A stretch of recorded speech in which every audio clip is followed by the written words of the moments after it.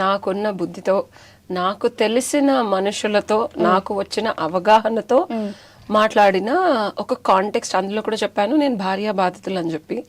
So ఎవరైతే millions of views కింద కొన్ని వేల కామెంట్స్ అన్ని చదివాను నేను.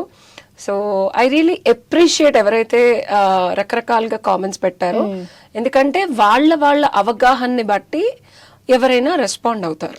సో అవి ఎంత నాన్ పాజిటివ్ గా ఉన్నా, ఎంత నా ఫ్రెండ్స్ అందరూ కూడా ఏంటి అలా కామెంట్స్ అంటే ఇట్స్ ఓకే. ఎల్కేజీలో ఉండే మనుషులు ఉంటారు, డిగ్రీ ఉంటారు, 10th ఉంటారు, 6th 7th పాస్ ఫెయిల్ ఉంటారు, పిహెచ్డి ఉంటారు, పీజీ ఉంటారు, అండ్ విజ్ఞానవంతులు ఉంటారు. సో ఇవాళ రేపు అందరి దగ్గర ఫోన్స్ ఉన్నాయి.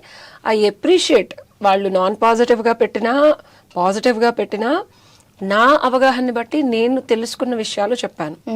సో ఎవరెవరైతే రకరకాలుగా పెట్టారో వాళ్ళ అనుభవాన్ని బట్టి వాళ్ళకి అర్థం అవుతుంది ఏదైనా.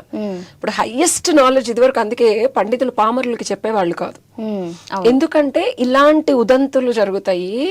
ఎవరైతే పాండిత్యం ఉన్న వాళ్ళు ఉన్నారో వాళ్ళు ఓన్లీ ఆ ఇంటలెక్చువల్ ఎబిలిటీ అర్థం అయ్యే వాళ్ళకే చెప్పేవాళ్ళు.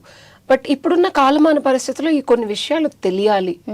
తెలిసిన వాళ్ళు కూడా మాట్లాడకపోతే ఉపయోగం ఉండదు అని కొన్ని విషయాలు చర్చించడం జరిగింది. సో ఆ కామెంట్లన్నీ నేను చదివాను. అండ్ ఆ నెగటివ్ కామెంట్స్ కూడా ఒకళ్ళు చాలా అద్భుతంగా పెట్టారు.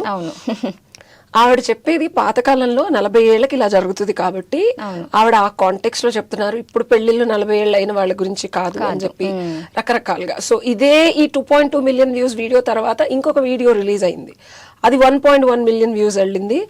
అందులో చాలా క్లియర్ గా అసలు 90% అక్క నీలాగా మా వైఫ్లు కూడా అర్థం చేసుకుంటే బాగుంటుంది.